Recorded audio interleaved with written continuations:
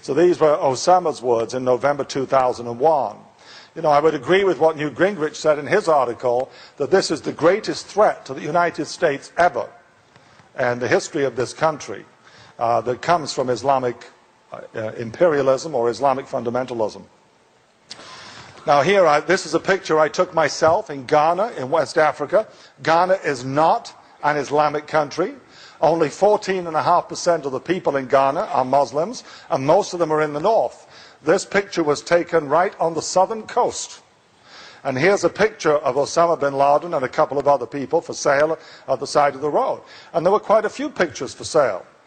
And I asked one of my friends there, I said, well, you know, why do they have so many pictures of him for sale?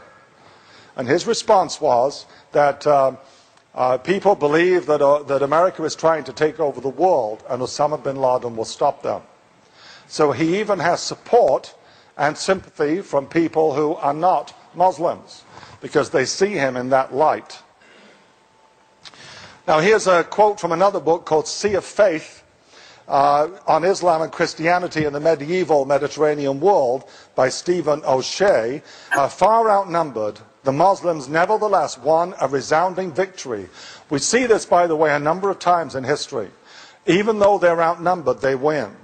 Many had been emboldened by the Prophet's guarantee of instant admission to paradise for anyone slain in the service of Islam, an incentive destined to have a long and violent posterity. Even today, this is a factor. People believe that if they die fighting in jihad, in holy war, they will immediately go to heaven and receive 72 virgins. So they have this incredible incentive. After I said this at one World News and Prophecy seminar, an old lady came up afterwards, and she had been married to a Muslim, and she said, you know, it's a mistranslation from the Quran. That's not what it says. It says that when you die and go to heaven, you get one 72-year-old virgin.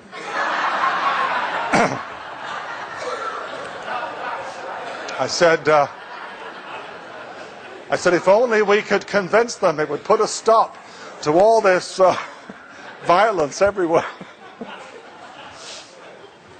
Here is a map that shows the spread of Islam in the 7th century.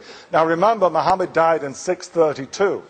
And, you know, this, the green part here, if you can see this is Medina, where it all started, Mecca, that was conquered in 624.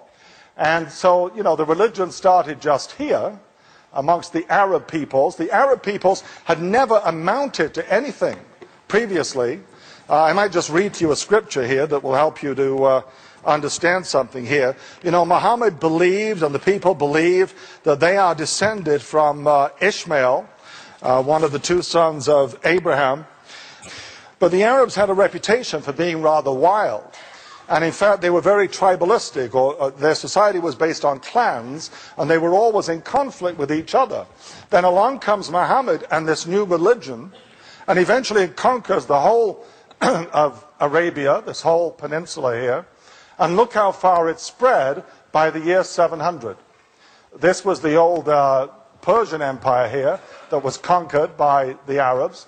Eventually the Byzantine Empire also fell. The Eastern Roman Empire here, but this is how fast Islam spread. The point of the book Islamic Imperialism is that this is an expansionist religion that believes that ultimately the whole world must be Islamic. And whenever demands are issued by Al-Qaeda and other organizations upon the United States and other Western nations, the first demand is always that we all convert to Islam. Specifically, President Bush convert and others convert to Islam. You know, this is the drive to spread Islam. And that's how far it spread in the 1st century. There's another quote here. Now this is when the Arabs invaded Egypt, which was ruled by the Byzantine Empire. The Byzantine Empire was the Eastern Roman Empire. And in the 1st century of Islam, this is what the leaders wrote back to their capital in Constantinople regarding the Arab invaders, the Muslim invaders. We have seen a people who love death more than life, and to whom this world holds not the slightest attraction. You could say exactly the same thing today. You know, people who love death more than life, suicide bombers, and to whom this world holds not the slightest attraction.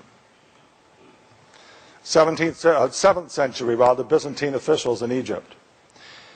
Here's another good quote. I think this one is a few hundred years later. Again, it comes from the book Islamic Imperialism.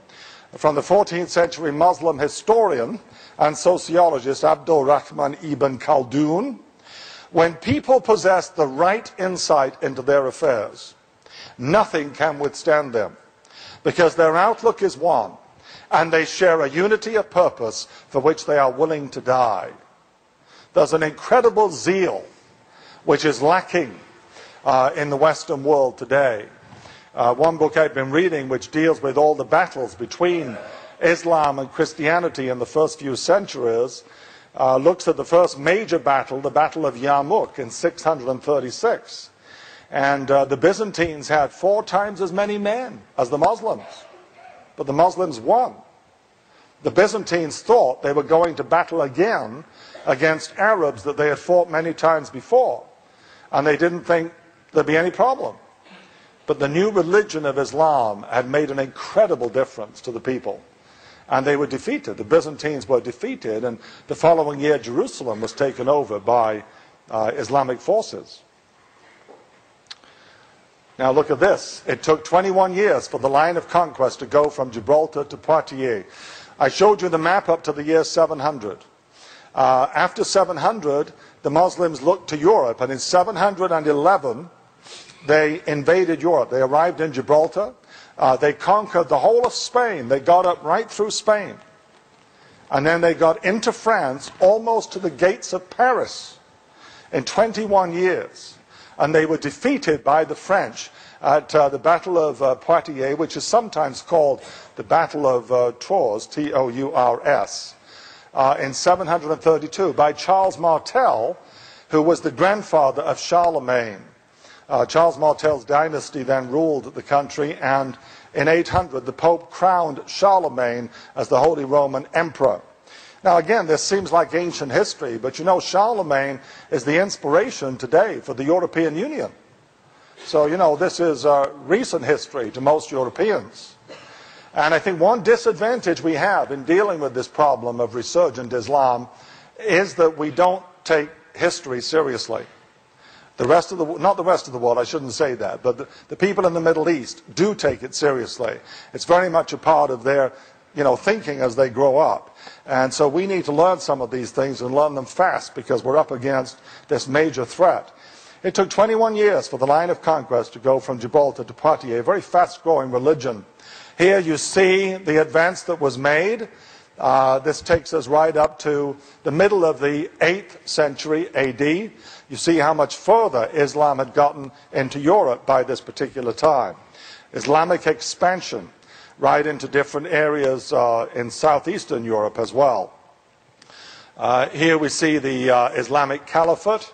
The whole world, the dream was always that the whole world should be united under one caliph, one king, one leader of